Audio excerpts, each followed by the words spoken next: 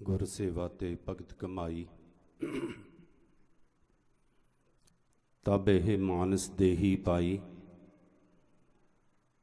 इस देही को सिमरे देव सो देही पज हर की सेव। जिस वास्ते मनुखा देही मिली, मेरे गुरु पातशाह इन्हां बचनां च कहंदे हन, कादे वास्ते मिली? गुर सेवा, कि गुरु की सेवा करें, गुरु के बचनां के मुताबिक सेवा करें ते नाल दी नाल भगती करें, नाम की कमाई करें। गुर सेवा ते भगत कमाई तब यह मानस देही पाई। अगे गुरु साहब ने बड़ा सोहना फरमान किया है, इस मनुखा देही की महानता दर्शाते हुए कहते इस देही को सिमरे देव। कहते ये जिहड़ी मनुखा देही आपां नूं मिली है, जिसनों आपां आपो अपनी बुद्ध मुताबक गुरु के बचनां मुताबक सफला करने की कोशिश करते हाँ। मेरे पातशाह कहते देवते भी इसनों लोचते हैं। हुण इंसान कहेगा जी देवते क्यों लोचते हैं? कि देवता बनने के वास्ता तो सानू मनुखा जीवन मिलिया है। दस बेनती करते वे देवते इस वास्ते लोचते हैं कि जिन्हां ने मनुखा जीवन धारण किया, नाम जप के सेवा की, भगती की, ते उस स्वर्गां दे विच चले गए, पर परमात्मा की प्राप्ति ना हुई, उस परमात्मा दे विच अभेद ना हुए, पर वो मुक्त ना हो सके, आवागवन के चक्कर चों ना निकल सके। आवागवन के चक्कर चों नहीं निकल सके, इसे करके आपां चौपाई साहिब च पढ़ते हाँ, एक संसारी एक भंडारी। जपजी साहिब च पढ़ते एक संसारी एक भंडारी एक लाए दीवान। चौपाई साहिब च पढ़ते हैं, काल पाए ब्रह्मा अवतरा, काल पाए शिवजू अवतरा, काल पाए कर बिसन प्रगासा, सकल काल का किया तमाशा। जेकर वो मुक्त नहीं हुए, आवागवन के चक्कर चों नहीं निकले, ताही मेरे कलगीधर सच्चे पातशाह ने यह बचन आखे हैं कि वो भी काल के अधीन हैं, जन्म मरण के विच आते हैं। अते जिहड़े देवते हैं, जदों वो स्वर्गां च गए, उत्थे सुख भोगे, तो कीती हुई कर्मां के मुताबिक जदों सुख भोग ले ना, तो परमात्मा फिर पता की करता है, उन्होंने फिर संसार च भेज दिंदा है। इसी तरह जिहड़ा नरकां दे विच गया, उन्हें पाप कीते, पाप करके वो नरकां च चला गया, पर जिन्ने को उन्हें कर्म किए सी उहदे मुताबिक जदों उन्हें पाप भोग ले नरकां च, परमात्मा फिर उन्होंने संसार दे विच भेज दिंदा है। इस करके देवते लोचते हैं कि सानू मनुखा देही एक बारी फिर मिल जाए, कि जिहड़ी कमाई दे विच कोई कमी रह गई है, तो असी वो कमाई करके उस परमात्मा दे विच अभेद हो जाइए। इस करके गुरु साहब ने कहा, गुर सेवा ते भगत कमाई तब यह मानस देही पाई। इस देही को सिमरे देव। फिर उपदेश दिता, कहते सो देही भज हर की सेव। कहते तेनू परमात्मा ने मनुखा देही दिती इस वास्ते कि तू उस परमात्मा के नाम का भजन कर, उस परमात्मा की गुरु की तू सेवा कर। वडभागे हाँ आपां जिन्हां दे उपर गुरु ने रहमत की, बख्शिश की। आपां गुरु के दर ते भी आंदे हाँ, नतमस्तक भी हुंदे हाँ, आपां थोड़ा बहुता बाणी सरवण भी करते हाँ। तुहाडे चों बड़े गुरमुख प्यारे हैं जिहड़े कि नाम दा भी अभ्यास करते होणगे, ते सेवा तो आपां सारे रल मिल के करदी ही करते हाँ।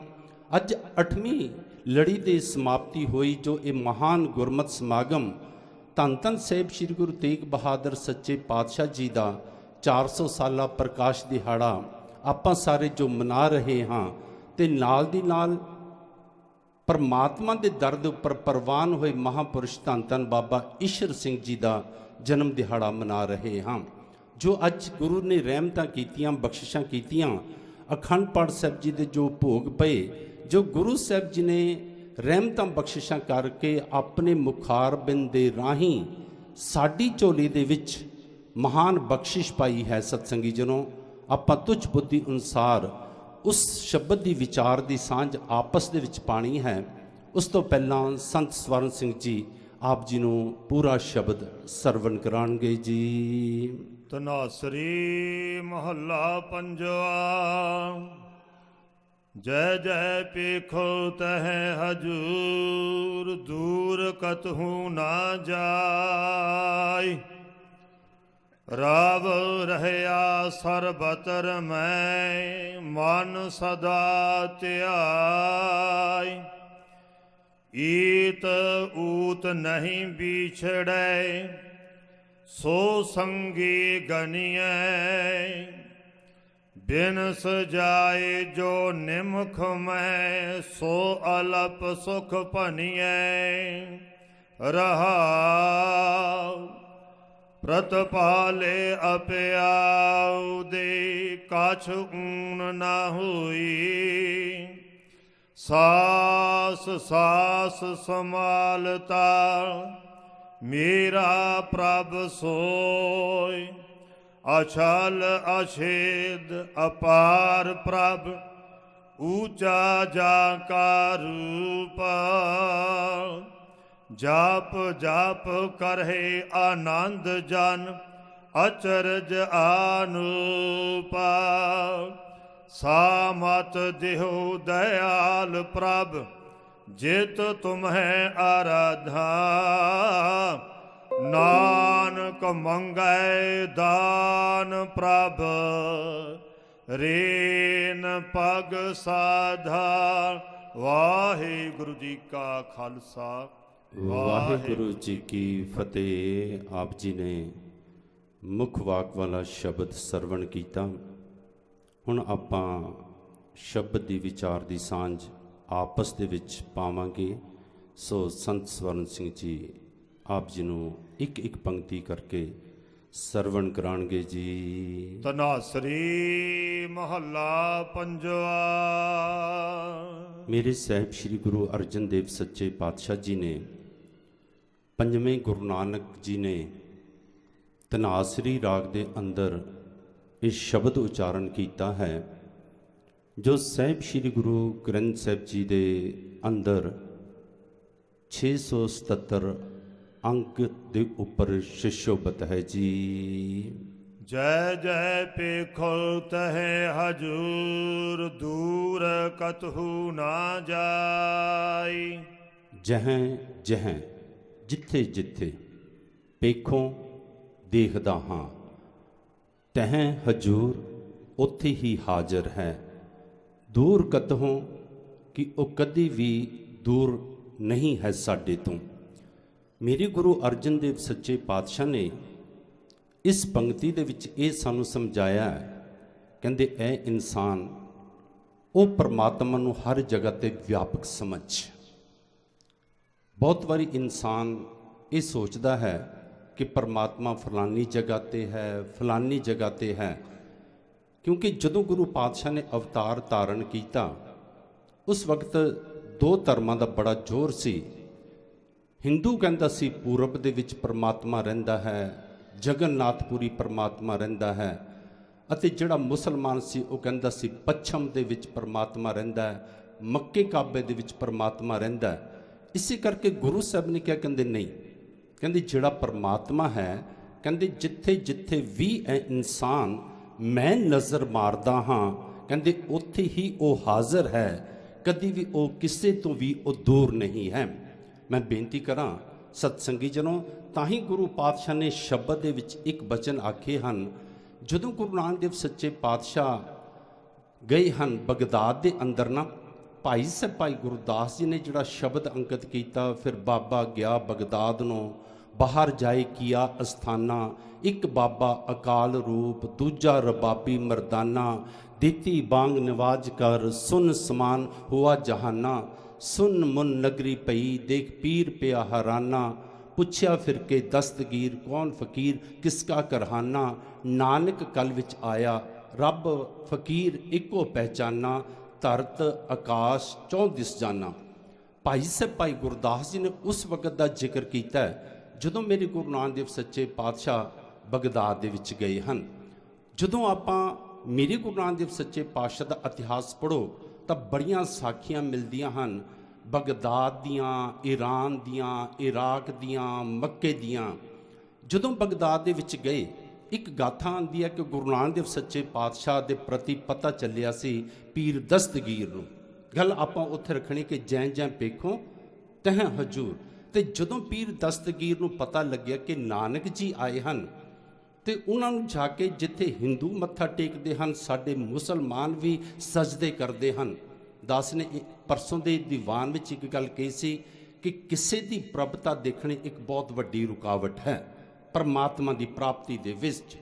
ਜਦੋਂ ਇਨਸਾਨ ਦੇਖਦਾ ਕਿ ਫਲਾਣੇ ਦੀ ਪ੍ਰਭਤਾ ਹੋ ਰਹੀ ਹੈ, ਫਲਾਣੇ ਦੀ ਪ੍ਰਭਤਾ ਹੋ ਰਹੀ ਹੈ, ਇਹ ਬਰਦਾਸ਼ਤ ਨਹੀਂ ਹੁੰਦੀ ਹੈ। ਤੇ ਕਹਿੰਦੇ ਉਸ ਫਕੀਰ ਨੂੰ ਵੀ ਬਰਦਾਸ਼ਤ ਨਹੀਂ ਸੀ ਹੋਇਆ। ਕਹਿੰਦੇ ਉਸ ਫਕੀਰ ਨੂੰ ਜਦੋਂ ਬਰਦਾਸ਼ਤ ਨਹੀਂ ਹੋਇਆ, ਉਸ ਫਕੀਰ ਨੇ ਆਪਣੇ ਅਹਿਲਕਾਰਾਂ ਨੂੰ, ਆਪਣੇ ਸੇਵਾਦਾਰਾਂ ਨੂੰ ਕਿਹਾ ਕਿ ਜਾਓ ਗੁਰੂ ਨਾਨਕ ਨੂੰ ਬੁਲਾ ਕੇ ਲੈ ਕੇ ਆਓ। ਤੇ ਦਾਸ ਇਹ ਵੀ ਬੇਨਤੀ ਕਰ ਦੇਵੇ, ਮੇਰੇ ਗੁਰੂ ਨਾਨਕ ਦੇਵ ਸੱਚੇ ਪਾਤਸ਼ਾਹ ਤਾਂ ਇੰਤਜ਼ਾਰ ਕਰਦੇ ਰਹਿੰਦੇ ਸਨ ਕਿ ਕੋਈ ਆਵੇ, ਮੈਨੂੰ ਬੁਲਾਵੇ ਤੇ ਜਾ ਕੇ ਮੈਂ ਉਸਦੇ ਜਿਹੜੇ ਭਰਮ ਬਣੇ ਹੋਏ ਹਨ ਧਰਮ ਦੇ ਪ੍ਰਤੀ, ਉਹ ਭਰਮਾਂ ਨੂੰ ਮੈਂ ਤੋੜਾਂ ਅਤੇ ਉਸ ਨੂੰ ਮੈਂ ਸਿੱਧੇ ਰਸਤੇ ਤੇ ਪਾ ਦੇਵਾਂ। ਕਹਿੰਦੇ ਜਦੋਂ ਉਸਦੇ ਸ਼ਾਗਿਰਦਾਂ ਨੇ ਆ ਕੇ ਆਖਿਆ ਜੀ ਸਾਡੇ ਪੀਰ ਦਸਤਗੀਰ ਜੀ ਤੁਹਾਨੂੰ ਯਾਦ ਕਰਦੇ ਹਨ। ਮੇਰੇ ਗੁਰੂ ਨਾਨਕ ਦੇਵ ਸੱਚੇ ਪਾਤਸ਼ਾਹ ਕਹਿੰਦੇ ਵੀ ਮੈਨੂੰ ਬਸ ਸਮਾਂ ਦੇ ਦਿਓ, ਮੈਂ ਸਮੇਂ ਸਿਰ ਪਹੁੰਚਾਂਗਾ। ਕਹਿੰਦੇ ਜਿਹੜਾ ਸਮਾਂ ਦੇ ਕੇ ਗਏ, ਦੂਸਰੇ ਦਿਨ ਮੇਰੇ ਗੁਰੂ ਨਾਨਕ ਦੇਵ ਸੱਚੇ ਪਾਤਸ਼ਾਹ ਜਦੋਂ ਪੀਰ ਦਸਤਗੀਰ ਦੇ ਦੀਵਾਨ ਉੱਥੇ ਗਏ ਨਾ ਸਭਾ ਦੇ ਵਿੱਚ, ਤੇ ਪੀਰ ਦਸਤਗੀਰ ਉੱਚੇ ਸਿੰਘਾਸਨ ਤੇ ਬੈਠਾ ਸੀ ਤੇ ਆਲੇ ਦੁਆਲੇ ਉਸਦੇ ਮਰੀਦ ਬੈਠੇ ਸਨ, ਅਹਿਲਕਾਰ ਖੜੇ ਸਨ। ਕਹਿੰਦੇ ਜਦੋਂ ਗੁਰੂ ਨਾਨਕ ਦੇਵ ਸੱਚੇ ਪਾਤਸ਼ਾਹ ਗਏ, ਪੀਰ ਦੇ ਸਾਹਮਣੇ ਜਾ ਕੇ ਜਦੋਂ ਖੜੇ ਹੋਏ, ਮੇਰੇ ਗੁਰੂ ਨਾਨਕ ਦੇਵ ਸੱਚੇ ਪਾਤਸ਼ਾਹ ਕਹਿੰਦੇ ਪੀਰ ਤੂੰ ਮੈਨੂੰ ਯਾਦ ਕੀਤਾ ਸੀ, ਮੈਂ ਆ ਗਿਆ ਹਾਂ, ਦੱਸ ਕੀ ਕਹਿਣਾ ਚਾਹੁੰਦਾ ਹੈ। ਮੇਰੇ ਗੁਰੂ ਨਾਨਕ ਦੇਵ ਸੱਚੇ ਪਾਤਸ਼ਾਹ ਨੂੰ ਪੀਰ ਦਸਤਗੀਰ ਕਹਿਣ ਲੱਗਾ ਜੀ ਨਾਨਕ ਜੀ ਤੁਸੀਂ ਸਾਡੇ ਮੁਲਕ ਦੇ ਵਿੱਚ ਆ ਕੇ ਕਰਮ ਇਸ ਤਰ੍ਹਾਂ ਦਾ ਕਰ ਰਹੇ ਹੋ ਜਿਹਦੀ ਸਜ਼ਾ ਇਹ ਹੈ ਕਿ ਤੁਹਾਨੂੰ ਸੰਸਾਰ ਕਰ ਦਿੱਤਾ ਜਾਵੇ, ਤੁਹਾਨੂੰ ਪੱਥਰ ਮਾਰ ਮਾਰ ਕੇ ਮਾਰ ਦਿੱਤਾ ਜਾਵੇ। ਮੇਰੇ ਗੁਰੂ ਨਾਨਕ ਦੇਵ ਸੱਚੇ ਪਾਤਸ਼ਾਹ ਕਹਿੰਦੇ ਪੀਰਾ ਜਰਾ ਦੱਸ ਤਾਂ ਸਹੀ ਮੈਂ ਕਿਹੜਾ ਕਰਮ ਕਰ ਰਿਹਾ ਸੀ। ਪਹਿਲੀ ਗੱਲ ਉਹ ਪੀਰ ਕਹਿਣ ਲੱਗਾ ਨਾਨਕ ਜੀ ਤੁਸੀਂ ਸਾਡੇ ਮੁਲਕ ਦੇ ਵਿੱਚ ਆ ਕੇ ਜਦੋਂ ਉਸ ਪਰਮਾਤਮਾ ਦੀ ਬਾਣੀ ਦਾ ਇਲਹਾਮ ਕਰਦੇ ਹੋ ਤੇ ਤੁਹਾਡੇ ਨਾਲ ਸਾਜ਼ ਵੱਜਦਾ ਹੈ। ਜਦੋਂ ਕਿ ਸਾਡੇ ਰਾਜ ਨੇ ਬੰਦ ਕਰ ਰੱਖਿਆ ਹੈ ਕਿ ਸੰਗੀਤ ਇੱਥੇ ਨਹੀਂ ਵੱਜੇਗਾ, ਤੇ ਤੁਹਾਡੇ ਨਾਲ ਬੜਾ ਵੱਡਾ ਸਰਿੰਦਾ ਹੈ ਜਿਹੜਾ ਰਬਾਬ ਵਜਾਉਂਦਾ ਹੈ। ਮੇਰੇ ਗੁਰੂ ਨਾਨਕ ਦੇਵ ਸੱਚੇ ਪਾਤਸ਼ਾਹ ਕਹਿੰਦੇ ਤੁਹਾਡੇ ਰਾਜੇ ਨੇ ਸੰਗੀਤ ਇਸ ਵਾਸਤੇ ਬੰਦ ਕੀਤਾ ਕਿਉਂਕਿ ਉਸਨੇ ਸਿਰਫ ਤੇ ਸਿਰਫ ਉਹਦੀ ਜਿਹੜੀ ਸਮਝ ਹੈ ਇੱਥੇ ਤੱਕ ਰੁਕ ਗਈ ਕਿ ਸੰਗੀਤ ਜਿਹੜਾ ਹੈ ਸਿਰਫ ਐਸ਼ ਪ੍ਰਸਤੀ ਦਾ ਸਾਧਨ ਹੈ, ਪਰ ਮੈਂ ਇਸ ਸੰਗੀਤ ਦੇ ਨਾਲ ਸੁਰ ਨੂੰ ਜੋੜਦਾ ਹਾਂ, ਸੁਰ ਦੇ ਵਿੱਚ ਮੈਂ ਸ਼ਬਦ ਪਰੋਂਦਾ ਹਾਂ ਅਤੇ ਸ਼ਬਦ ਪਰੋ ਕੇ ਉਸ ਪਰਮਾਤਮਾ ਦੇ ਨਾਲ ਮਿਲਣ ਦੀ ਗੱਲ ਕਰਦਾ ਹਾਂ। ਕਹਿੰਦੇ ਪੀਰ ਕਹਿਣ ਲੱਗਾ ਨਾਨਕ ਜੀ ਦੂਸਰਾ ਕਰਮ ਤੁਸੀਂ ਇਹ ਕਰ ਰਹੇ ਸੀ ਕਿ ਸਾਡੇ ਵੱਡਿਆਂ ਨੇ, ਪੀਰਾਂ ਪੈਗੰਬਰਾਂ ਨੇ ਇਹ ਗੱਲ ਕਹੀ ਹੈ ਕਿ 7 ਆਕਾਸ਼ ਹਨ ਤੇ 7 ਪਤਾਲ ਹਨ। ਮੈਨੂੰ ਆ ਕੇ ਲੋਕਾਂ ਨੇ ਦੱਸਿਆ ਕਿ ਜਦੋਂ ਤੁਸੀਂ ਬਾਣੀ ਦਾ ਇਲਹਾਮ ਕਰਦੇ ਹੋ ਤਾਂ ਤੁਸੀਂ ਕਹਿੰਦੇ ਹੋ ਪਤਾਲਾਂ ਪਤਾਲ, ਲੱਖ ਅਗਾਸਾਂ ਅਗਾਸ, ਓੜਕ ਓੜਕ ਪਾਲ ਥਕੇ ਵੇਦ ਕਹਿਣੇ ਇੱਕ ਵਾਰ, ਕਿ ਤੁਸੀਂ ਕਹਿੰਦੇ ਹੋ ਕਿ ਲੱਖਾਂ ਪਤਾਲ ਲੱਖਾਂ ਆਕਾਸ਼ ਹਨ। ਮੇਰੇ ਗੁਰੂ ਨਾਨਕ ਦੇਵ ਸੱਚੇ ਪਾਤਸ਼ਾਹ ਕਹਿੰਦੇ ਪੀਰ ਦੇਖਣਾ ਚਾਹੇਗਾ ਕਿ ਸੁਣਨਾ ਚਾਹੇਗਾ। ਤੇ ਮੈਂ ਦਾਸ ਨੇ ਆਪ ਜੀ ਨੂੰ ਪਹਿਲਾਂ ਵੀ ਬੇਨਤੀ ਕੀਤੀ, ਇਸਲਾਮ ਧਰਮ ਦੇਖਣ ਦੇ ਵਿੱਚ, ਕਰਾਮਾਤਾਂ ਦੇ ਵਿੱਚ ਜ਼ਿਆਦਾ ਵਿਸ਼ਵਾਸ ਰੱਖਦਾ ਹੈ। ਪੀਰ ਕਹਿਣ ਲੱਗਾ ਨਾਨਕ ਜੀ ਜੇਕਰ ਤੁਸੀਂ ਦਿਖਾ ਦਿਓ ਤਾਂ ਬੜੀ ਵਧੀਆ ਗੱਲ ਹੈ। ਮੈਂ ਆਪ ਜੀ ਨੂੰ ਬੇਨਤੀ ਕਰਾਂ, ਜਦੋਂ ਗੁਰੂ ਨਾਨਕ ਦੇਵ ਸੱਚੇ ਪਾਤਸ਼ਾਹ ਕਹਿਣ ਲੱਗੇ ਪੀਰਾ ਤੈਨੂੰ ਮੇਰੇ ਨਾਲ ਇੱਕ ਸਫ਼ਰ ਕਰਨਾ ਪਏਗਾ, ਮੈਂ ਬੇਨਤੀ ਕਰਾਂ ਮੇਰੇ ਗੁਰੂ ਨਾਨਕ ਦੇਵ ਸੱਚੇ ਪਾਤਸ਼ਾਹ ਨੇ ਉਹ ਸਰੀਰ ਦਾ ਕੋਈ ਸਫ਼ਰ ਨਹੀਂ ਸੀ ਕਰਾਉਣਾ, ਉਹ ਸੁਰਤ ਦਾ ਸਫ਼ਰ ਕਰਾਉਣਾ ਸੀ। ਪਰ ਜਦੋਂ ਸਫ਼ਰ ਦੀ ਗੱਲ ਆਈ ਨਾ, ਪੀਰ ਕਹਿਣ ਲੱਗਾ ਜੀ ਨਾਨਕ ਜੀ ਮੈਂ ਤਾਂ ਬਜ਼ੁਰਗ ਹੋ ਗਿਆ ਹਾਂ, ਮੈਂ ਤਾਂ ਸਫ਼ਰ ਕਰ ਨਹੀਂ ਸਕਦਾ, ਮੇਰੇ ਬੇਟੇ ਨੂੰ ਤੁਸੀਂ ਨਾਲ ਲੈ ਜਾਓ। ਉਸ ਦਾ ਜ਼ਿਕਰ ਭਾਈ ਗੁਰਦਾਸ ਜੀ ਨੇ ਆਪਣੇ ਬਚਨਾਂ 'ਚ ਕੀਤਾ ਹੈ। ਕਹਿੰਦੇ ਜਦੋਂ ਕਿਹਾ ਨਾ ਮੇਰੇ ਬੇਟੇ ਨੂੰ ਲੈ ਜਾਓ, ਬੇਟੇ ਨੂੰ ਗੁਰੂ ਨਾਨਕ ਦੇਵ ਸੱਚੇ ਪਾਤਸ਼ਾਹ ਨੇ ਆਪਣੇ ਨੇੜੇ ਕੀਤਾ, ਉਸ ਦੇ ਸਿਰ ਦੇ ਉੱਪਰ ਆਪਣਾ ਮੇਰਾ ਭਰਿਆ ਹੱਥ ਰੱਖਿਆ, ਉਸ ਨੂੰ ਕਹਿੰਦੇ ਬੇਟਾ ਅੱਖਾਂ ਬੰਦ ਕਰ। ਜਿਹਨੂੰ ਭਾਈ ਸਾਹਿਬ ਭਾਈ ਗੁਰਦਾਸ ਜੀ ਨੇ ਆਪਣੇ ਬਚਨਾਂ 'ਚ ਕਿਹਾ, ਲਿੱਤਾ ਬੇਟਾ ਪੀਰ ਦਾ ਅੱਖੀ ਮੀਟ ਗਿਆ ਹਵਾਈ, ਕਹਿੰਦੇ ਲੱਖ ਆਕਾਸ਼ ਲੱਖ ਪਤਾਲ ਅੱਖ ਫਰਕ ਵਿੱਚ ਸਭ ਦਿਖਲਾਈ। ਮੇਰੇ ਗੁਰੂ ਨਾਨਕ ਦੇਵ ਸੱਚੇ ਪਾਤਸ਼ਾਹ ਦੀ ਔਰ ਦੀ ਸੁਰਤ ਨੂੰ ਸਫ਼ਰ ਕਰਾਇਆ ਤੇ ਹੁਣ ਪ੍ਰਤੀਤ ਹੋ ਗਿਆ ਕਿ ਲੱਖਾਂ ਆਕਾਸ਼ ਦੇਖੇ, ਲੱਖਾਂ ਪਤਾਲ ਦੇਖੇ। ਦਾਸ ਬੇਨਤੀ ਕਰੇ, ਇੱਥੇ ਤੱਕ ਹੀ ਨਹੀਂ, ਮੇਰੇ ਗੁਰੂ ਨਾਨਕ ਦੇਵ ਸੱਚੇ ਪਾਤਸ਼ਾਹ ਨੇ ਜੋ ਕੀਤਾ, ਭਾਈ ਸਾਹਿਬ ਭਾਈ ਗੁਰਦਾਸ ਜੀ ਕਹਿੰਦੇ ਪਤਾ ਕੀ ਹੋਇਆ ਸੀ, ਧੁਰੋਂ ਪਤਾਲੋਂ ਲਈ ਕੜਾਈ, ਕਹਿੰਦੇ ਉੱਥੋਂ ਕਹਿੰਦੇ ਕੜਾਈ ਲਈ, ਦੇਗ ਪ੍ਰਸ਼ਾਦ ਬਣਾਇਆ, ਕਹਿੰਦੇ ਪ੍ਰਸ਼ਾਦ ਲਿਆ ਕੇ ਵੀ ਕਹਿੰਦੇ ਉਸ ਪੀਰ ਦਸਤਗੀਰ ਤੇ ਹੱਥਾਂ ਤੇ ਰੱਖਿਆ ਸੀ। ਤੇ ਦਾਸ ਇਹ ਵੀ ਬੇਨਤੀ ਕਰਿਆ ਕਰਦਾ, ਆ ਜਿਹੜੀ ਕੜਾਹ ਪ੍ਰਸ਼ਾਦ ਦੀ ਦੇਗ ਦੀ ਸਤਸੰਗੀ ਜਨੋਂ ਮਰਜ਼ਾਦਾ ਹੈ ਨਾ, ਇਹ ਗੁਰੂ ਨਾਨਕ ਦੇਵ ਸੱਚੇ ਪਾਤਸ਼ਾਹ ਦੇ ਉਸ ਵਕਤ ਤੋਂ ਚੱਲ ਪਈ ਸੀ, ਦਰਗਾਹ ਤੋਂ ਇਹ ਲੈ ਕੇ ਆਏ ਸਨ।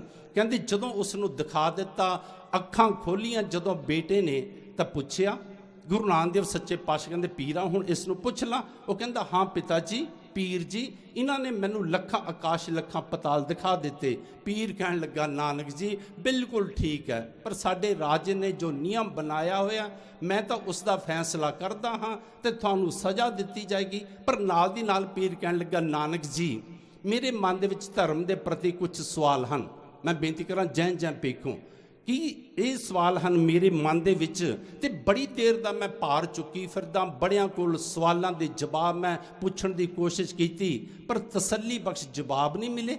ਮੇਰੇ ਗੁਰੂ ਨਾਨਕ ਦੇਵ ਸੱਚੇ ਪਾਤਸ਼ਾਹ ਮੁਸਕਰਾਏ ਤੇ ਮੁਸਕਰਾ ਕੇ ਪਤਾ ਕੀ ਕਿਹਾ ਸੀਗਾ, ਕਹਿੰਦੇ ਪੀਰਾ ਜਦੋਂ ਮੈਂ ਘਰੋਂ ਨਿਕਲਿਆ ਹਾਂ ਨਾ, ਤੇ ਲੋਕਾਂ ਦੇ ਸਵਾਲਾਂ ਦੇ ਜਵਾਬ ਦੇਣ ਹੀ ਨਿਕਲਿਆ ਹਾਂ। ਤੇ ਦਾਸ ਬੇਨਤੀ ਕਰਿਆ ਕਰਦਾ, ਪਿਆਰੋ ਇੱਕ ਗੱਲ ਦਾ ਧਿਆਨ ਰੱਖੋ, ਜਿੰਨੇ ਵੀ ਸਵਾਲ ਪੈਦਾ ਹੁੰਦੇ ਹਨ, ਭਾਵੇਂ ਉਹ ਸਰੀਰਕ ਹੋਣ, ਤੇ ਭਾਵੇਂ ਉਹ ਭੌਤਿਕ ਹੋਣ, ਤੇ ਭਾਵੇਂ ਉਹ ਆਰਥਿਕ ਹੋਣ, ਤੇ ਭਾਵੇਂ ਉਹ ਸਮਾਜਿਕ ਹੋਣ, ਤੇ ਮੈਂ ਇਹ ਵੀ ਬੇਨਤੀ ਕਰਦਾ ਭਾਵੇਂ ਉਹ ਧਰਮ ਦੇ ਹੋਣ, ਜਿੰਨੇ ਵੀ ਸਵਾਲ ਪੈਦਾ ਹੁੰਦੇ ਹਨ ਸਭ ਦੁਖੀ ਹਿਰਦਿਆਂ ਚੋਂ ਪੈਦਾ ਹੁੰਦੇ ਹਨ।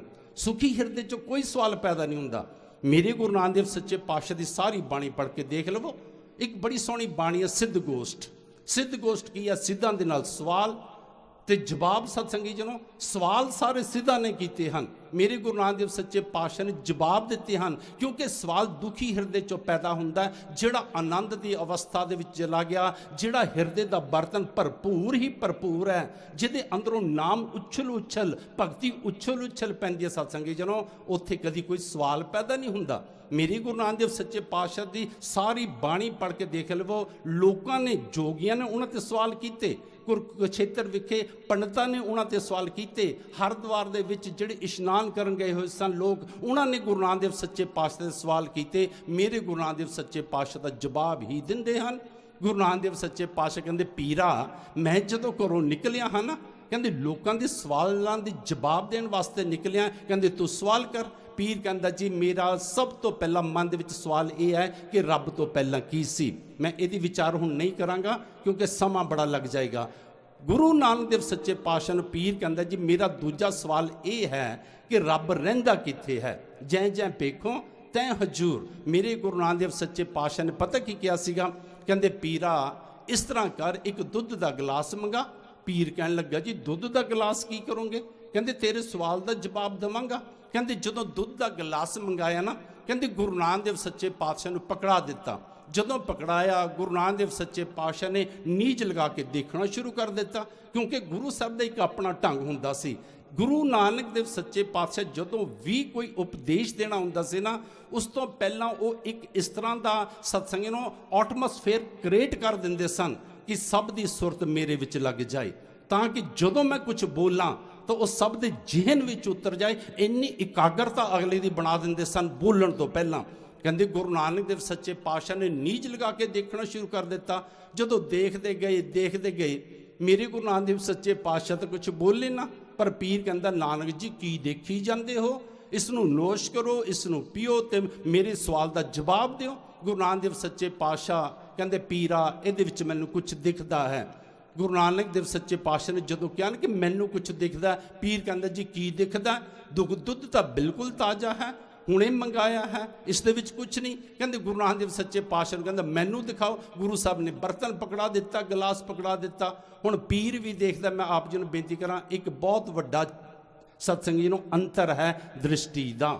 ਮੇਰੇ ਗੁਰੂ ਸਾਹਿਬ ਨੇ ਇੱਕ ਬੜੇ ਸੋਹਣੇ ਬਚਨ ਆਖੇ, ਕਹਿੰਦੇ ਉਹ ਵੇਖਿਆ ਉਹਨਾਂ ਨਜ਼ਰ ਨਾ ਆਵੇ ਬਹੁਤਾ ਇਹੋ ਵਿਡਾਣ। ਕਹਿੰਦੇ ਇੱਕ ਨੂੰ ਰੱਬ ਨਜ਼ਰ ਆ ਰਿਹਾ ਹੈ, ਕਹਿੰਦੇ ਦੂਜੇ ਨੂੰ ਨਜ਼ਰ ਨਹੀਂ ਆ ਰਿਹਾ। ਗੁਰੂ ਸਾਹਿਬ ਕਹਿੰਦੇ ਇੱਕ ਬੜੀ ਵੱਡੀ ਹੈਰਾਨੀ ਦੀ ਗੱਲ ਹੈ, ਜਦੋਂ ਬਾਬਾ ਨੰਦ ਸਿੰਘ ਜੀ ਨੂੰ ਕਿਸੇ ਨੇ ਆ ਕੇ ਕਿਹਾ ਸੀ ਨਾ ਕਿ ਬਾਬਾ ਜੀ ਮੈਂ ਸੁਣਿਆ ਹੈ ਕਿ ਤੁਹਾਨੂੰ ਗੁਰੂ ਨਾਨਕ ਦੇਵ ਸੱਚੇ ਪਾਤਸ਼ਾਹ ਦੇ ਹਰ ਵਕਤ ਦਰਸ਼ਨ ਹੁੰਦੇ ਹਨ, ਤੇ ਕਹਿੰਦੇ ਬਾਬਾ ਜੀ ਥੋੜਾ ਚੁੱਪ ਕਰ ਗਏ। ਜਦੋਂ ਚੁੱਪ ਕੀਤੇ ਤਾਂ ਬਾਅਦ ਦੇ ਵਿੱਚ ਉਹ ਆਪਣੇ ਪਿਆਰਿਆਂ ਨੂੰ ਕਈ ਵਾਰੀ ਆਪਣੀ ਮੌਜ ਕਿਹਾ ਕਰਦੇ ਸਨ ਕਿ ਮੈਂ ਚੁੱਪ ਇਸ ਵਾਸਤੇ ਕੀਤਾ ਕਿ ਜੇ ਇਹਨੂੰ ਹਾਂ ਕਹਿੰਦਾ ਹਾਂ ਤਾਂ ਸੂਖਸ਼ਮ ਹੰਕਾਰ ਬਣਦਾ ਹੈ, ਤੇ ਜੇ ਨਾ ਕਹਿੰਦਾ ਹਾਂ ਤਾਂ ਝੂਠ ਹੋ ਜਾਵੇਗਾ। ਕਹਿੰਦੇ ਜਦੋਂ ਦੂਜੀ ਵਾਰੀ ਉਸਨੇ ਕਿਹਾ ਕਿ ਬਾਬਾ ਜੀ ਮੈਂ ਸੁਣਿਆ ਕਿ ਤੁਹਾਨੂੰ ਗੁਰੂ ਨਾਨਕ ਦੇਵ ਸੱਚੇ ਪਾਤਸ਼ਾਹ ਦੇ ਦਰਸ਼ਨ ਹੁੰਦੇ ਹਨ, ਬਾਬਾ ਜੀ ਨੇ ਨਾ ਹਾਂ ਕਿਹਾ ਨਾ ਕਿਹਾ। ਕਹਿਣ ਲੱਗੇ ਪਿਆਰਿਆ ਤੂੰ ਕਿਉਂ ਪੁੱਛਦਾ ਹੈ? ਉਹ ਕਹਿਣ ਲੱਗਾ ਜੀ ਮਨ ਚ ਤੜਪ ਹੈ ਕਿ ਮੈਨੂੰ ਵੀ ਦਰਸ਼ਨ ਕਰਾ ਦਿਓ। ਕਹਿੰਦੇ ਬਾਬਾ ਜੀ ਨੇ ਪਤਾ ਕੀ ਕੀਤਾ, ਭੋਰਾ ਸਾਹਿਬ ਆਪ ਜੀ ਗਏ ਹੋ ਨਾਨਕਸਰ ਜਗਰਾਉਂ, ਭੋਰਾ ਸਾਹਿਬ ਚ ਲੈ ਗਏ, ਸੱਚਖੰਡ ਦਾ ਪਰਦਾ ਪਾਸੇ ਕਰਾਇਆ, ਗੁਰੂ ਗ੍ਰੰਥ ਸਾਹਿਬ ਜੀ ਵੱਲ ਹੱਥ ਕਰਕੇ ਕਹਿੰਦੇ ਉਹ ਦੇਖ ਮੇਰਾ ਗੁਰੂ ਨਾਨਕ ਬੈਠਾ ਹੈ। ਹੁਣ ਜਿਹੜਾ ਉਹ ਗੁਰਮੁਖ ਪਿਆਰਾ ਸੀ, ਸਾਧੂ ਸੀ, ਰੱਬ ਦੀ ਅਜੇ ਤੜਪ ਸੀ, ਮਿਲਾਪ ਨਹੀਂ ਸੀ ਹੋਇਆ, ਕਹਿੰਦਾ ਬਾਬਾ ਜੀ ਗੁਰੂ ਗ੍ਰੰਥ ਸਾਹਿਬ ਜੀ ਤਾਂ ਸਾਡੇ ਡੇਰੇ ਦੇ ਵਿੱਚ ਵੀ ਹਨ। ਬਾਬਾ ਜੀ ਕਹਿੰਦੇ ਪਿਆਰਿਆ ਇਹ ਤਾਂ ਬਸ ਆਪੋ ਆਪਣੀ ਕਮਾਈ ਦਾ ਤੇ ਆਪੋ ਆਪਣੀ ਦ੍ਰਿਸ਼ਟੀ ਦਾ ਅੰਤਰ ਹੈ, ਜਿਹਨੂੰ ਗੁਰੂ ਸਾਹਿਬ ਕਹਿੰਦੇ ਹਨ। ਕਹਿੰਦੇ ਪਿਆਰਿਆ ਨਾਨਕ ਸੇ ਅਖੜੀਆਂ ਬਿਆਨ ਜਿਨੀ ਦਸੰਦੋ ਮਾਂ ਪਿਰੀ, ਕਹਿੰਦੇ ਉਹ ਤਾਂ ਕਮਾਈ ਦੀਆਂ ਅੱਖਾਂ ਹੀ ਕੁਛ ਹੋਰ ਹੋ ਜਾਂਦੀਆਂ ਹਨ। ਆਪਾਂ ਹੁਣ ਕਮਾਈ ਤਾਂ ਕਰਨੀ ਨਹੀਂ ਚਾਹੁੰਦੇ, ਆਪਾਂ ਵਾਹਿਗੁਰੂ ਦਾ ਸਿਮਰਨ ਤਾਂ ਕਰਨਾ ਨਹੀਂ ਚਾਹੁੰਦੇ, ਆਪਾਂ ਆਪਣੇ ਹਿਰਦੇ ਨੂੰ ਸ਼ੁੱਧ ਤਾਂ ਕਰਨਾ ਨਹੀਂ ਚਾਹੁੰਦੇ। ਮੈਂ ਬੇਨਤੀ ਕਰਾਂ ਕਈ ਵਾਰੀ ਇਨਸਾਨ ਨਿਤਨੇਮ ਵੀ ਕਰੀ ਜਾਂਦਾ ਹੈ ਪਰ ਹਿਰਦੇ ਨੂੰ ਸ਼ੁੱਧ ਕਰਨ ਦੀ ਕੋਸ਼ਿਸ਼ ਨਹੀਂ ਕਰਦਾ। ਗੁਰੂ ਸਾਹਿਬ ਨੇ ਬਾਣੀ 'ਚ ਕਿੰਨਾ ਸੋਹਣਾ ਕਿਹਾ, ਕਹਿੰਦੇ ਭਾਂਡਾ ਧੋਏ ਬੈਸ ਧੂਪ ਦੇਵੋ ਤੋ ਦੁੱਧੇ ਕੋ ਜਾਈ। ਉਦਾਹਰਨ ਕਿੰਨੀ ਸੋਹਣੀ ਦਿੱਤੀ, ਕਹਿੰਦੇ ਕਿਸੇ ਬੀਬੀ ਨੇ ਬਰਤਨ ਦੇ ਵਿੱਚ ਦੁੱਧ ਪਵਾਉਣਾ ਹੋਵੇ, ਕਹਿੰਦੇ 1-2-4 ਰੁਪਏ ਦਾ ਦੁੱਧ ਹੋਵੇਗਾ ਤਾਂ ਦੁੱਧ ਖਰਾਬ ਨਾ ਹੋ ਜਾਏ ਤਾਂ ਉਸ ਤੋਂ ਪਹਿਲਾਂ ਉਹ ਬਰਤਨ, ਜਿਸ ਬਰਤਨ ਦੇ ਵਿੱਚ ਦੁੱਧ ਪਵਾਉਣਾ ਉਹਨੂੰ ਸਾਫ਼ ਕਰਦੀ ਹੈ, ਉਸ ਨੂੰ ਅੱਛੀ ਤਰ੍ਹਾਂ ਕਰਦੀ ਹੈ। ਤੇ ਮੈਂ ਆਪ ਜੀ ਨੂੰ ਬੇਨਤੀ ਕਰਾਂ ਜਿਹੜੇ ਹਿਰਦੇ 'ਚ ਆ ਕੇ ਪਰਮਾਤਮਾ ਨੇ ਬੈਠਣਾ ਹੈ, ਕਦੀ ਆਪਾਂ ਸੋਚਿਆ ਕਿ ਆਪਾਂ ਆਪਣੇ ਵਿਚਾਰ ਸ਼ੁੱਧ ਕਰ ਲਈਏ, ਆਪਾਂ ਆਪਣਾ ਆਚਰਣ ਸ਼ੁੱਧ ਕਰ ਲਈਏ, ਆਪਾਂ ਆਪਣਾ ਜੀਵਨ ਸ਼ੁੱਧ ਕਰ ਲਈਏ? ਜਿੰਨਾ ਚਿਰ ਇਹ ਨਹੀਂ ਨਾ ਹੋਵੇਗਾ ਉਹਨਾਂ ਚਿਰ ਕੋਈ ਕਿਰਪਾ ਹੋਣ ਵਾਲੀ ਨਹੀਂ। ਜਦੋਂ ਕਹਿੰਦੇ ਗੁਰੂ ਨਾਨਕ ਦੇਵ ਸੱਚੇ ਪਾਤਸ਼ਾਹ ਨੂੰ ਫਿਰ ਗਲਾਸ ਪਕੜਾ ਦਿੱਤਾ, ਪੀਓ ਤੇ ਜਵਾਬ ਦਿਓ। ਗੁਰੂ ਨਾਨਕ ਦੇਵ ਸੱਚੇ ਪਾਤਸ਼ਾਹ ਨੇ ਫਿਰ ਗਲਾਸ ਪਕੜ ਲਿਆ, ਫਿਰ ਦੇਖਣਾ ਸ਼ੁਰੂ ਕਰ ਦਿੱਤਾ। ਪੀਰ ਕਹਿੰਦਾ ਨਾਨਕ ਜੀ ਕੀ ਦੇਖਦੇ ਹੋ? ਗੁਰੂ ਨਾਨਕ ਦੇਵ ਸੱਚੇ ਪਾਤਸ਼ਾਹ ਕਹਿੰਦੇ ਇਹਦੇ ਵਿੱਚ ਮੈਨੂੰ ਕਹਿੰਦੇ ਘਿਓ ਦਿਖਦਾ ਹੈ। ਕਹਿੰਦੇ ਮੰਨਦਾ ਕਿ ਨਹੀਂ ਮੰਨਦਾ? ਪੀਰ ਕਹਿੰਦਾ ਹਾਂ ਨਾਨਕ ਜੀ ਦੁੱਧ ਦੇ ਵਿੱਚ ਘਿਓ ਤਾਂ ਹੈ। ਮੇਰੇ ਗੁਰੂ ਨਾਨਕ ਦੇਵ ਸੱਚੇ ਪਾਤਸ਼ਾਹ ਕਹਿੰਦੇ ਹੁਣ ਇਹ ਦੱਸ ਦੁੱਧ ਵਿੱਚ ਘਿਓ ਕਿਹੜੇ ਪਾਸੇ ਹੈ? ਖੱਬੇ ਪਾਸੇ ਹੈ, ਸੱਜੇ ਪਾਸੇ ਹੈ, ਥੱਲੇ ਹੈ, ਉੱਪਰ ਹੈ? ਇਹ ਦੱਸ ਘਿਓ ਕਿੱਥੇ ਹੈ?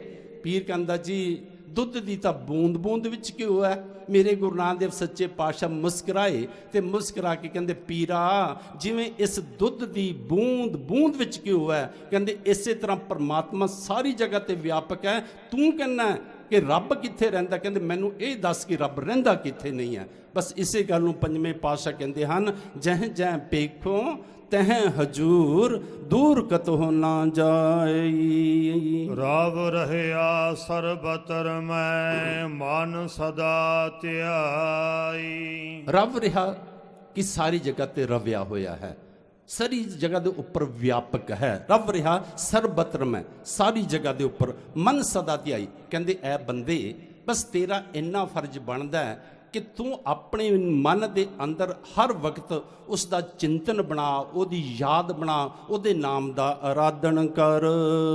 ਈਤ ਊਤ ਨਹੀਂ ਵਿਛੜੈ ਸੋ ਸੰਗੀ ਗਨੀਐ। ਕਹਿੰਦੇ ਈਤ ਇਸ ਲੋਕ ਵਿੱਚ, ਊਤ ਪ੍ਰਲੋਕ ਦੇ ਵਿੱਚ, ਕਹਿੰਦੇ ਇੱਥੇ ਅਤੇ ਉੱਥੇ, ਕਹਿੰਦੇ ਉਹ ਰੱਬ ਕਦੀ ਨਹੀਂ ਵਿਛੜੇਗਾ।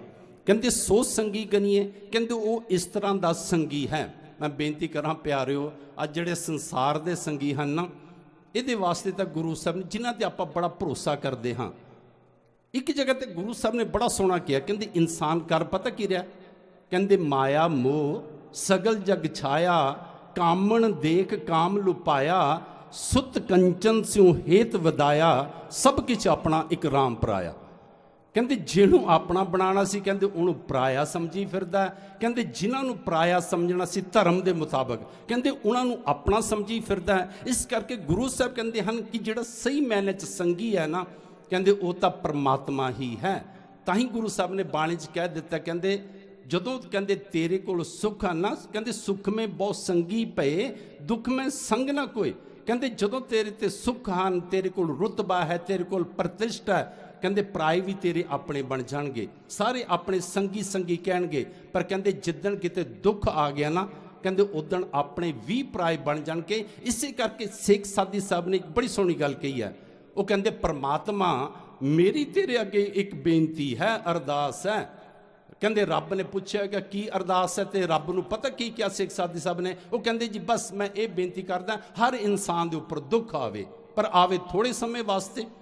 ਜਦੋਂ ਕਿਸੇ ਨੇ ਕਿਹਾ ਹੋਏਗਾ ਜੀ ਸਾਧੂ ਹੋ ਤੁਸੀਂ, ਸਾਧੂ ਤਾਂ ਇਹ ਮੰਗਦਾ ਕਿ ਨਾਨਕ ਨਾਮ ਚੜ੍ਹਦੀ ਕਲਾ, ਤੇਰੇ ਪਾਣੀ ਸਰਬੱਤ ਦਾ ਭਲਾ, ਪਰ ਤੁਸੀਂ ਸਾਧੂ ਹੋ ਕੇ ਇਹ ਗੱਲ ਮੰਗ ਰਹੇ ਹੋ ਕਿ ਹਰ ਇਨਸਾਨ ਤੇ ਦੁੱਖ ਆਵੇ, ਇਹ ਕਿਉਂ ਮੰਗਦੇ ਹੋ? ਉਹ ਕਹਿੰਦੇ ਹਾਂ ਅਗਲੀ ਸ਼ਰਤ ਮੇਰੀ ਰੱਬ ਅੱਗੇ ਹੈ ਕਿ ਥੋੜੇ ਸਮੇਂ ਵਾਸਤੇ ਆਵੇ।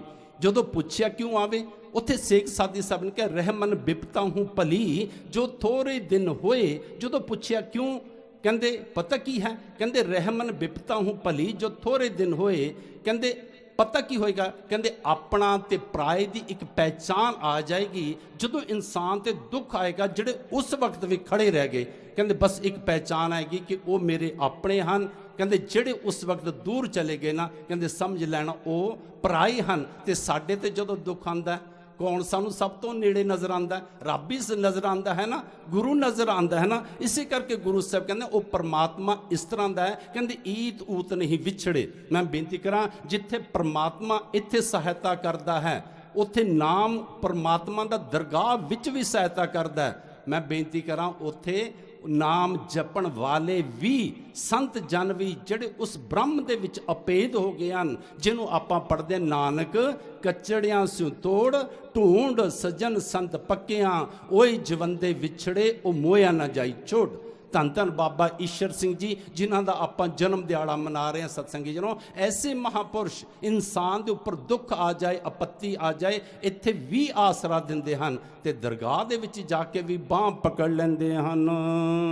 ਬਿਨ ਸਜਾਏ ਜੋ ਨਿਮਖ ਮੈਂ, ਸੋ ਅਲਪ ਸੁਖ ਭਣੀਐ ਰਹਾ। ਰਹਾਉ ਦੀ ਪੰਕਤੀ ਹੈ।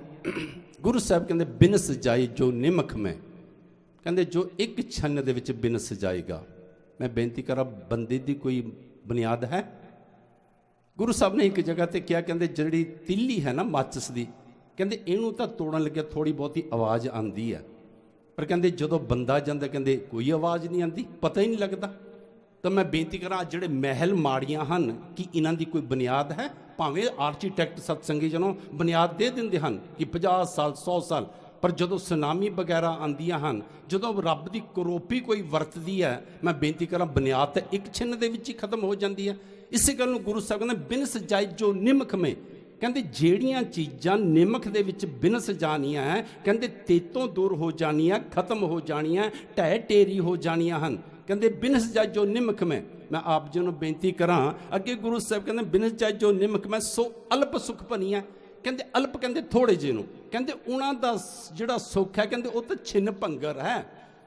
ਮੈਂ ਆਪ ਜੀ ਨੂੰ ਬੇਨਤੀ ਕਰਾਂ ਪਿਆਰਿਓ, ਅੱਜ ਜਿਹੜੇ ਦੁੱਖ ਹਨ ਨਾ, ਇੱਕ ਗੱਲ ਦਾ ਧਿਆਨ ਰੱਖਣਾ, ਇਹਨਾਂ ਦੀ ਬੁਨਿਆਦ ਬੜੀ ਗਹਿਰੀ ਹੈ, ਤੇ ਜਿਹੜੇ ਸੁੱਖ ਹਨ ਨਾ, ਇਹਨਾਂ ਦੀ ਬੁਨਿਆਦ ਬੜੀ ਛੋਟੀ ਜੀ ਹੈ, ਥੋਥੀ ਜੀ ਹੈ।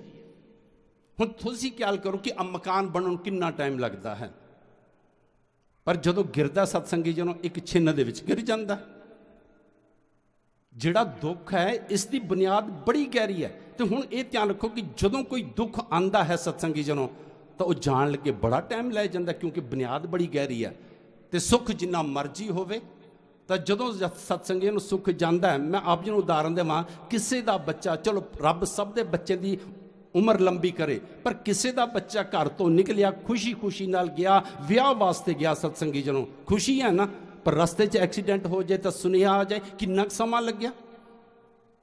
ਤਾਂ ਜਿਹੜਾ ਦੁੱਖ ਆਇਆ ਸਤਸੰਗੀ ਜਨੋਂ, ਜਿਹੜੀ ਖੁਸ਼ੀ ਸੀ ਉਹ ਤਾਂ ਇੱਕ ਛਿੰਨ ਦੇ ਵਿੱਚ ਖਤਮ ਹੋ ਗਈ, ਪਰ ਜਿਹੜਾ ਦੁੱਖ ਆਇਆ ਉਸ ਤੋਂ ਬਾਅਦ, ਜਿਹਦਾ ਨੌਜਵਾਨ ਬੇਟਾ ਮਰ ਗਿਆ, ਪਤੀ ਮਰ ਗਿਆ, ਪਤਨੀ ਮਰ ਗਈ, ਕੋਈ ਭਰਾ ਮਰ ਗਿਆ ਸਤਸੰਗੀ ਜਨੋਂ, ਉਹ ਤੋਂ ਬਾਅਦ ਲੱਖ ਖੁਸ਼ੀਆਂ ਦੀਆਂ ਗੱਲਾਂ ਕਰੀ ਜਾਓ ਆ ਕੇ ਉਹਦੇ ਕੋਲ ਕਿ ਭਰਾਵਾ ਤੇਰੀ ਨਵੀਂ ਕਾਰ ਵੀ ਨਾਲ ਦੀ ਨਾਲ ਆ ਗਈ ਹੈ, ਪਰ ਉਹਨੂੰ ਕੋਈ ਖੁਸ਼ੀ ਨਹੀਂ ਮਿਲੇਗੀ। ਇਸ ਕਰਕੇ ਗੁਰੂ ਸਾਹਿਬ ਕਹਿੰਦੇ ਹਨ ਜਿਹੜੇ ਛਿੰਨ ਭੰਗਰ ਸੁੱਖ ਹਨ, ਮੈਂ ਬੇਨਤੀ ਕਰਾਂ ਜੋ ਵੀ ਦ੍ਰਿਸ਼ਮਾਨ ਹਨ, ਜੋ ਇਨਸਾਨ ਦੀ ਪਕੜ ਦੇ ਵਿੱਚ ਆਉਂਦੇ ਹਨ, ਇਹਨਾਂ ਦੇ ਸੁੱਖ ਸਾਰੇ ਛਿਨ ਭੰਗਰ ਹਨ।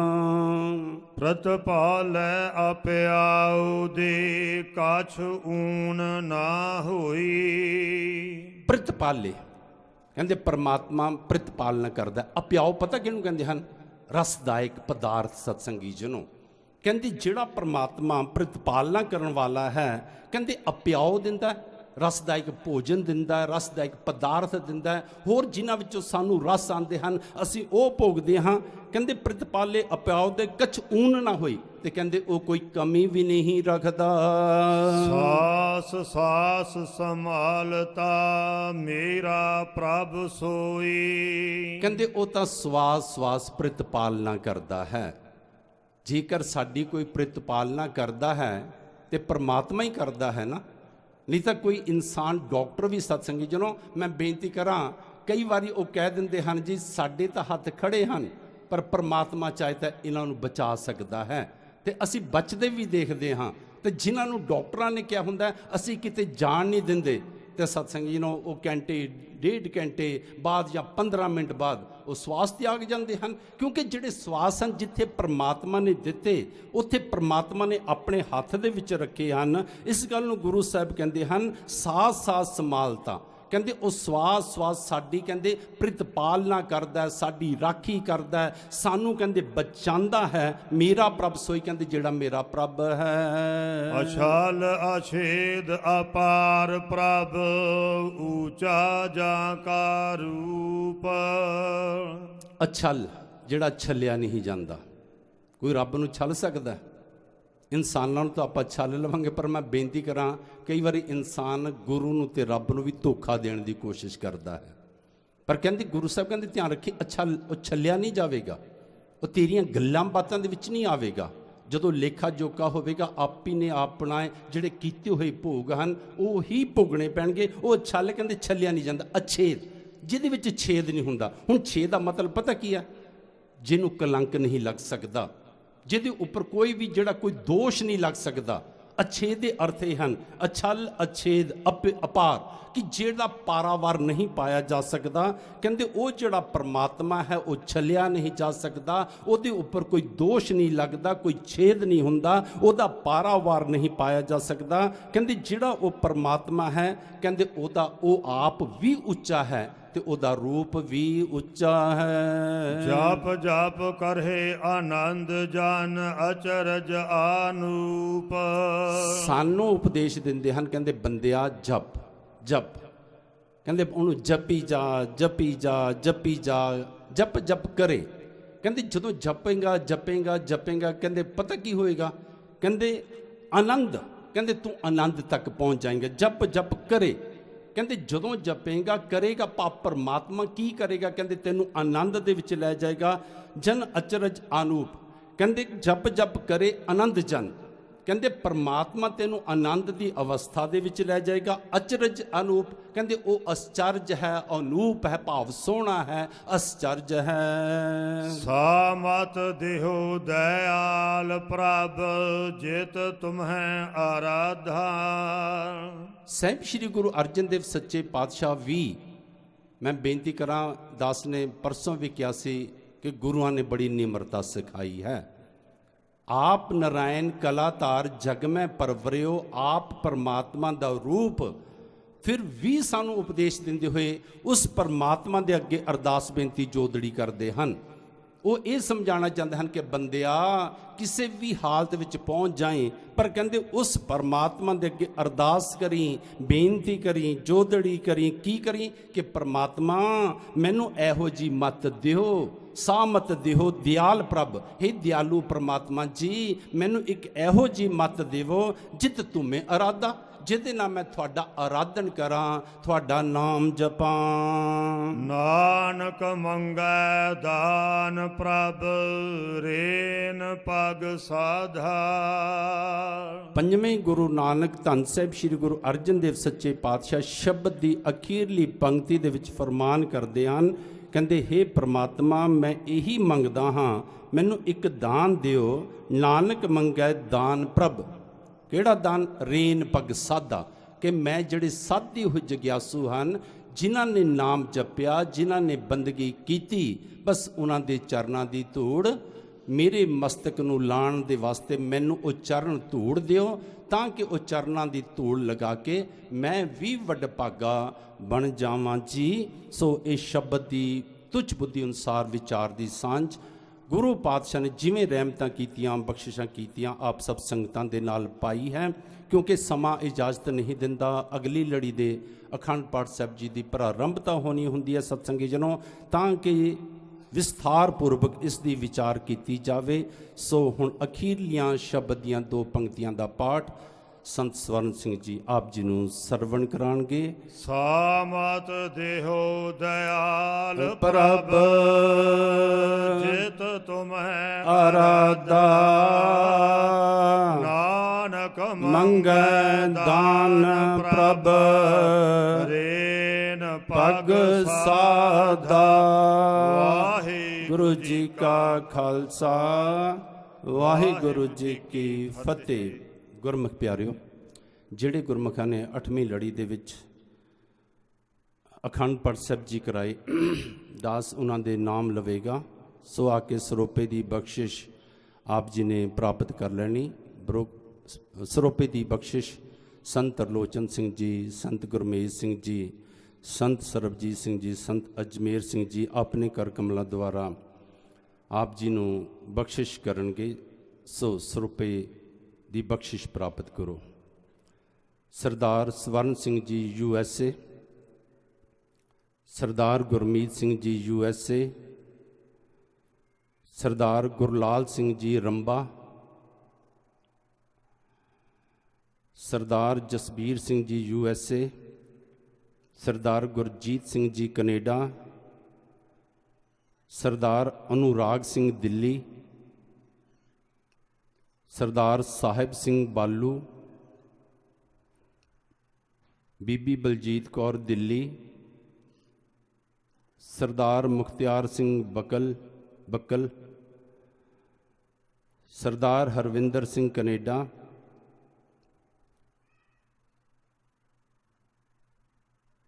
ਅਮੀਰ ਸਿੰਘ ਗੁਰਤੇਜ ਸਿੰਘ ਸਨ of ਗੁਰਚਰਨ ਸਿੰਘ ਕਰਨਾਲ, ਸਰਦਾਰ ਰਮਨਜੋਤ ਸਿੰਘ ਮੋਹਾਲੀ, ਸਰਦਾਰ ਕਾਬਲ ਸਿੰਘ ਮੱਲੀ ਸਿੰਘੜਾ, ਸਰਦਾਰ ਜਗੀਰ ਸਿੰਘ ਰਾਜਾ ਸਿੰਘੜਾ, ਸਰਦਾਰ ਹਰਜਿੰਦਰ ਸਿੰਘ ਹਰਚੰਦੀਆ ਸਿੰਘੜਾ, ਸਰਦਾਰ ਕੁਲਦੀਪ ਸਿੰਘ ਗੰਜੂ ਗੜੀ ਲਿਖਿਆ ਗੜੀ, ਸਰਦਾਰ ਗੁਰਚਰਨ ਸਿੰਘ ਜੀ ਸਫੈਦੋਂ, ਸਰਦਾਰ ਬਲਵਿੰਦਰ ਸਿੰਘ ਸੰਧੂ ਸਿੰਘੜਾ, ਸਰਦਾਰ ਸ਼ਮਸ਼ੇਰ ਸਿੰਘ ਜੀ ਚੱਠਾ ਗੁਮਥਲਾ,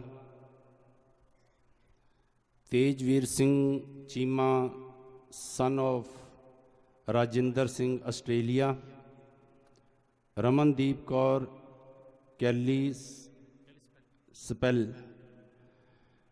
ਬਾਬਾ ਜੀ ਦੀ ਯਾਦ ਦੇ ਵਿੱਚ ਸੰਗਤ ਵੱਲੋਂ ਸਰਦਾਰ ਹਰਭਜਨ ਸਿੰਘ ਜੀ ਵੜੈਚ ਪਾਨੀਪਤ,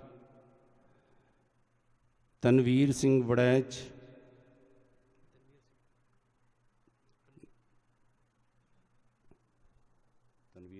ਲਿਖਿਆ ਹੈ, ਗੁਰਪ੍ਰਤਾਪ ਸਿੰਘ ਜਤਿੰਦਰ ਸਿੰਘ ਮੱਲੀ ਸਿੰਘੜਾ,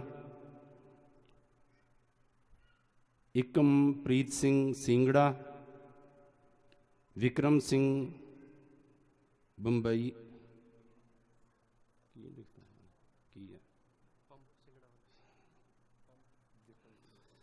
ਵਿਕਰਮ ਸਿੰਘ ਪੰਪ ਸਿੰਘੜਾ,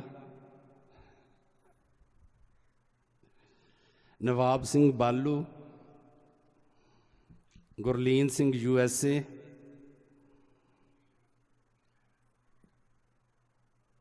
ਪਿੰਡ ਦਾਤੇਵਾਲ ਦੀ ਸੰਗਤ ਵੱਲੋਂ ਬਾਬਾ ਜੀ ਦੀ ਯਾਦ ਵਿੱਚ ਜੋ ਮਹਾਂਪੁਰਸ਼ਾਂ ਨੇ ਵੀ ਕਿਰਪਾ ਕੀਤੀ ਹੈ, ਪਰਸੋਂ ਚੌਥ ਤੋਂ ਆ ਕੇ ਦਰਸ਼ਨ ਦੀਦਾਰ ਵੀ ਦੇ ਰਹੇ ਹਨ, ਸੰਗਤ ਵਿੱਚ ਸੁਸ਼ੋਭਿਤ ਹਨ। ਜਿਹੜੇ ਉਹਨਾਂ ਦੇ ਨਾਲ ਗੁਰਮੁਖ ਪਿਆਰੇ ਆਏ ਹਨ, ਉਹ ਸਾਰਿਆਂ ਨੂੰ ਬੇਨਤੀ ਹੈ ਕਿ ਆ ਕੇ ਸਰੋਪੇ ਦੀ ਬਖਸ਼ਿਸ਼ ਲੈ ਲੈਣ। ਪ੍ਰਗਟ ਸਿੰਘ ਕਰਨਾਲ, ਮਨਜੀਤ ਸਿੰਘ USA, ਮਿਹਰ ਸਿੰਘ USA। ਕਈ ਵਾਰੀ ਕਿਸੇ ਦਾ ਨਾਮ ਬੋਲਣ ਤੋਂ ਰਹਿ ਜਾਂਦਾ ਹੈ ਜਾਂ ਲਿਖਣ ਤੋਂ ਰਹਿ ਜਾਂਦਾ ਹੈ। ਜਿਨ੍ਹਾਂ ਨੇ 8ਵੀਂ ਲੜੀ ਦੇ ਵਿੱਚ ਅਖੰਡ ਪਾਠ ਸਾਹਿਬ ਜੀ ਕਰਾਏ, ਉਹ ਆ ਕੇ ਦੱਸ ਕੇ 100 ਰੁਪਏ ਦੀ ਬਖਸ਼ਿਸ਼ ਪ੍ਰਾਪਤ ਕਰ ਲੈਣ। ਬਹੁਤ ਬਹੁਤ ਧੰਨਵਾਦ ਆਪ ਸਭ ਸੰਗਤਾਂ ਦਾ, ਬੜੇ ਚਾਅ ਦੇ ਨਾਲ, ਬੜੇ ਉਤਸ਼ਾਹ ਦੇ ਨਾਲ ਹਰ ਕੁਝ ਕਰਕੇ ਚਾਅ ਦੇ ਨਾਲ ਸੰਗਤ ਵਿੱਚ ਆਉਂਦੇ ਹੋ, ਚਾਅ ਦੇ ਨਾਲ ਬਾਣੀ ਸਰਵਣ ਕਰਦੇ ਹੋ, ਚਾਅ ਦੇ ਨਾਲ ਸੇਵਾਵਾਂ ਕਮਾਉਂਦੇ ਹੋ। ਤੇ ਗੁਰੂ ਸਾਹਿਬ ਨੇ ਬਾਣੀ ਦੇ ਵਿੱਚ ਹੀ ਕਿਹਾ ਕਿ ਆਤਮ ਕਰੇ ਭਗਤ ਕਰੇ ਆਤਮ ਕੇ ਚਾਓ। ਕਹਿੰਦੇ ਬੰਦਿਆ ਭਗਤੀ ਕਰਨੀ ਹੈ, ਸੇਵਾ ਕਰਨੀ ਹੈ, ਕਹਿੰਦੇ ਉਹ ਚਾਅ ਦੇ ਨਾਲ ਕਰ। ਗੁਰੂ ਪਾਤਸ਼ਾਹ ਦੇ ਚਰਨਾਂ 'ਚ ਇਹੀ ਅਰਦਾਸ ਹੈ ਕਿ ਸੱਚੇ ਪਾਤਸ਼ਾਹ ਸਾਡੇ ਸਾਰਿਆਂ ਦੇ ਉੱਪਰ ਰਹਿਮਤ ਕਰੋ, ਜੋ ਵੀ ਸਾਡੇ ਤੋਂ ਕਰਾਓ ਉਸ ਦਾ ਆਪ ਜੀ ਅੰਦਰ ਚਾਓ ਵੀ ਪੈਦਾ ਕਰੋ, ਤਾਂ ਕਿ ਕੀਤੀ ਹੋਈ ਸੇਵਾ, ਕੀਤਾ ਹੋਇਆ ਸਿਮਰਨ ਆਪ ਜੀ ਨੂੰ ਪ੍ਰਵਾਨ ਹੋ ਜਾਏ। ਹੁਣ ਸੰਤ ਸਵਰਨ ਸਿੰਘ ਜੀ ਆਨੰਦ ਸਾਹਿਬ ਜੀ ਦਾ ਪਾਠ ਕਰਨਗੇ।